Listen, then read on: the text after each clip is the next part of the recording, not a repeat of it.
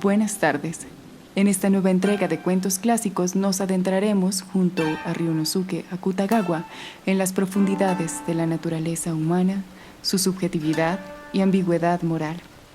Con ustedes, esta pieza clásica de la literatura japonesa, Rashomon.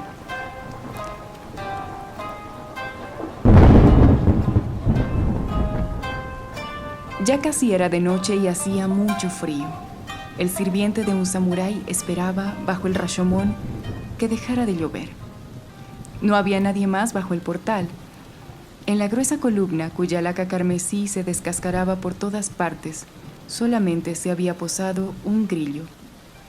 Puesto que el Rashomon estaba situado en la avenida Suyaku, era concebible que otras personas, gente común con sombreros de paja o nobles con finos gorros, se protegieran allí de la tormenta. Sin embargo, no había nadie alrededor, excepto el sirviente. La ciudad había soportado en los últimos años una serie de fatalidades, terremotos, huracanes e incendios, y Kioto había quedado desolada. Las crónicas de la época relataban que los pedazos rotos de imágenes y objetos budistas, una vez separadas las láminas de laca, plata y oro, se vendían en los caminos como leña. En esas circunstancias era comprensible que nadie se ocupara de restaurar el Rashomon. Los zorros y otros animales salvajes construían sus guaridas entre sus restos. Los ladrones y delincuentes encontraban refugio bajo el portal. Con el tiempo, se hizo costumbre utilizarlo como depósito de cadáveres. Después de la caída del sol, su aspecto era tan siniestro y espectral que nadie se animaba a andar por las cercanías. No obstante, bandadas de cuervos llegaban a él desde lugares desconocidos. Durante el día sobrevolaban en círculos la cúspide del portal. Cuando el cielo enrojecía después de la caída del sol, se esparcían como semillas de sésamo sobre los cadáveres abandonados.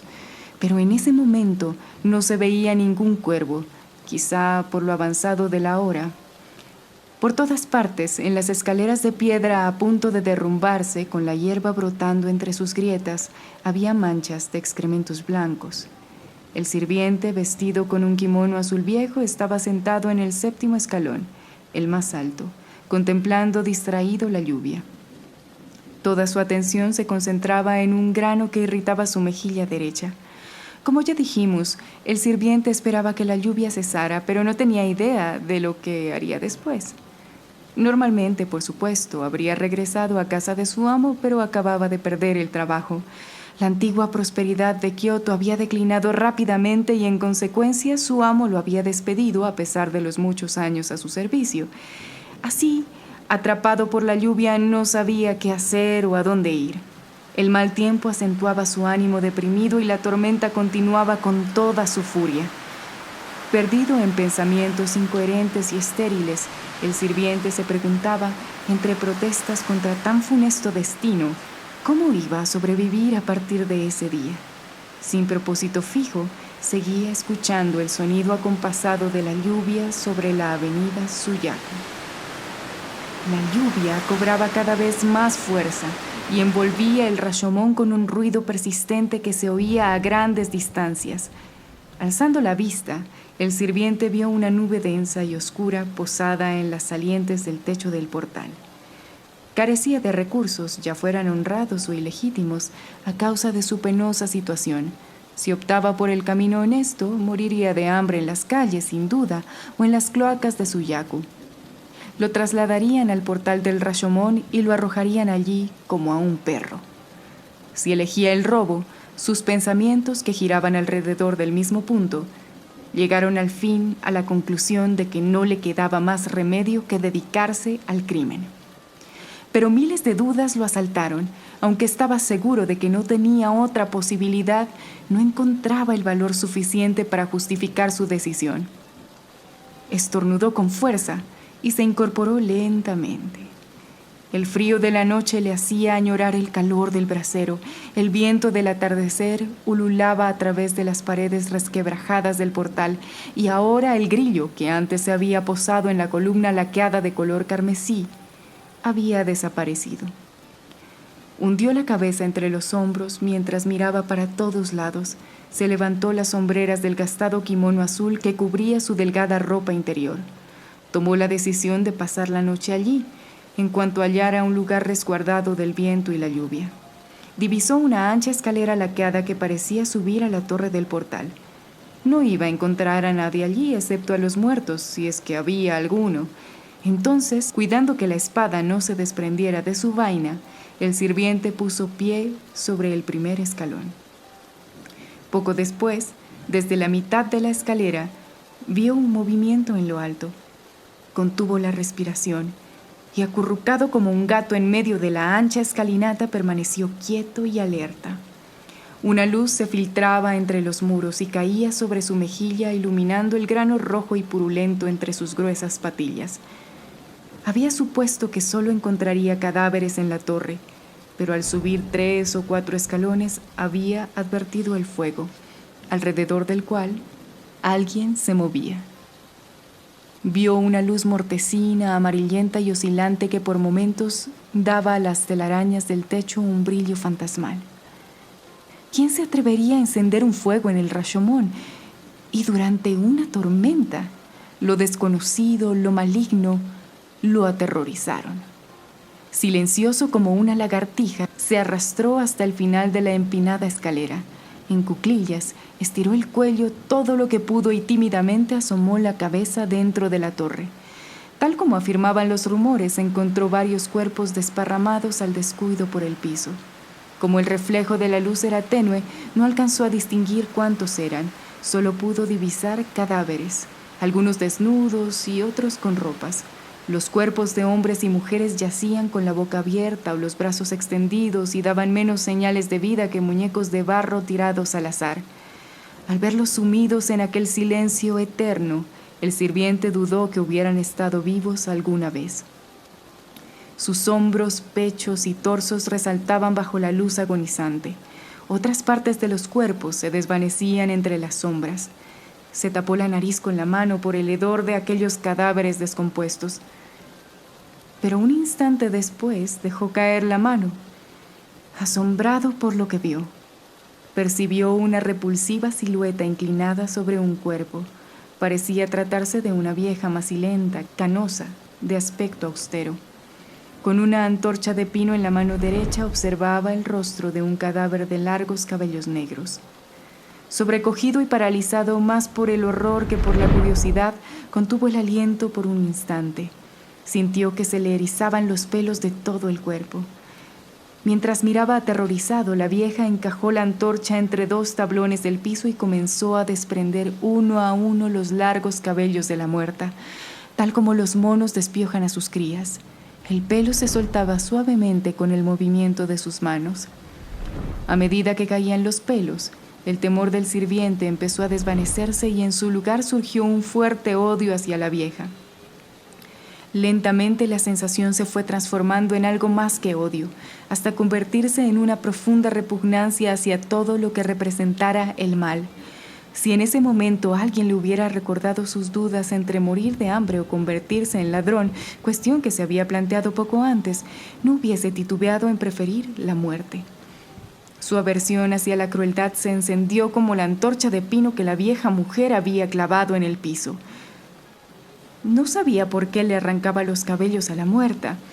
En consecuencia, no podía juzgar su conducta como buena o mala, pero a sus ojos desprender el pelo de una muerta en el Rashomon durante una noche tormentosa era un crimen imperdonable.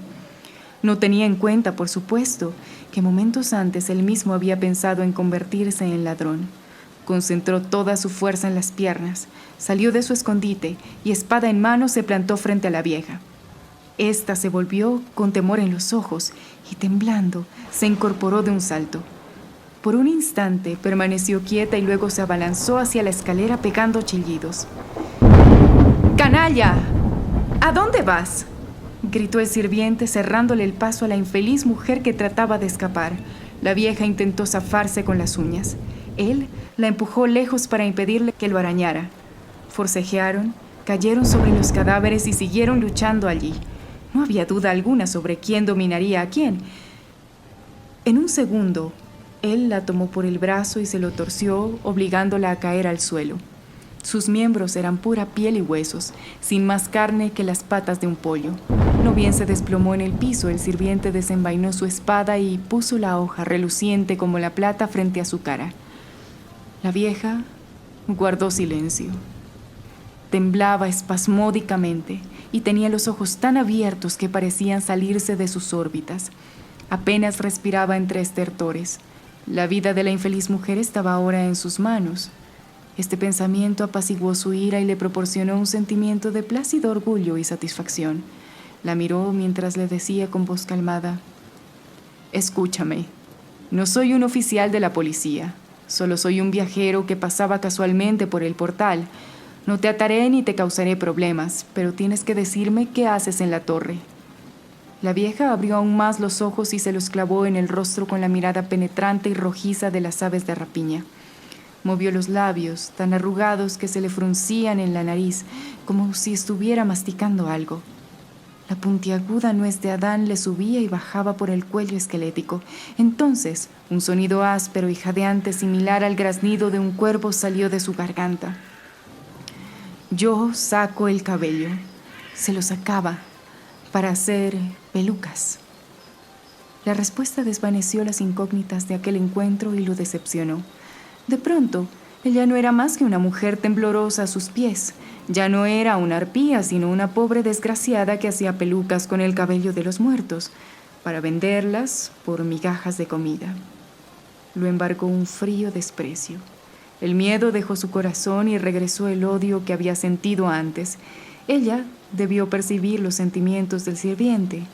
La vieja, apretando todavía el cabello que había tomado del cuerpo, murmuró con su voz quebrada y chillona: «Seguramente, hacer pelucas con el cabello de los muertos puede parecerte algo muy siniestro, pero estos no merecen un mejor destino.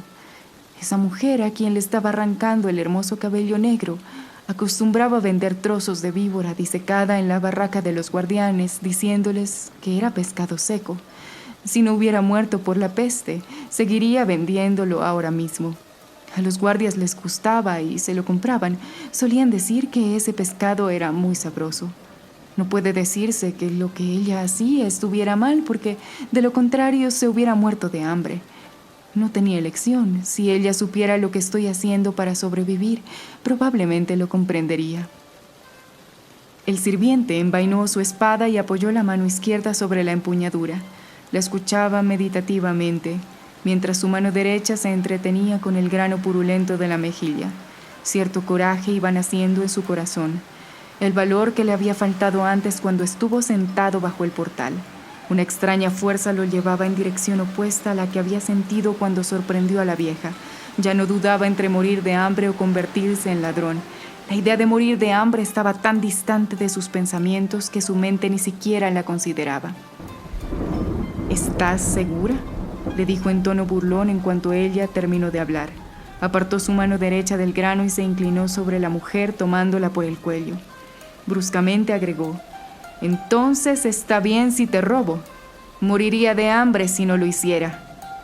Le arrancó la ropa y la pateó con rudeza entre los cadáveres, mientras ella intentaba luchar y sujetarlo de la pierna. En 5 pasos, el sirviente se encontró en la boca de la escalinata. Llevaba bajo el brazo el vestido amarillo que le había arrebatado a la mujer. En un abrir y cerrar de ojos, desapareció escaleras abajo en el abismo de la noche. El estrépito de sus pasos mientras descendía resonaron en el hueco de la torre sepulcral. Luego, el silencio. Poco después, la vieja empujó los cadáveres y se levantó. Gimoteando y gruñendo, se arrastró hasta la escalera iluminada por la escasa luz que aún conservaba la antorcha. Con el cabello gris cayéndole sobre la cara, se asomó, intentando divisar el último escalón. Más allá, solo había oscuridad, insondable y desconocida. El fin.